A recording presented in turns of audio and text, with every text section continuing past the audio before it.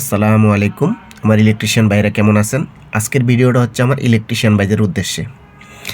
এই যে দেখতেছেন একটা সার্কিট ব্রেকার চেঞ্জ করতেছি। সার্কিট ব্রেকারটা সমস্যা হয়ে গেছে, এই জন্য চেঞ্জ করে দিচ্ছি।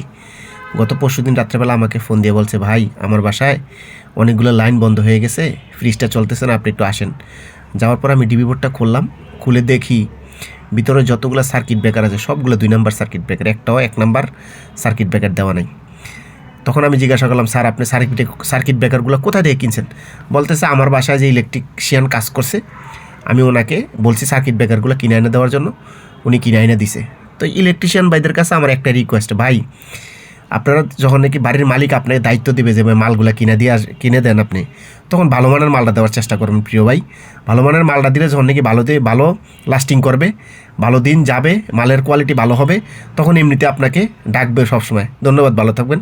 ভিডিওটা বেশি বেশি শেয়ার করে দেবেন।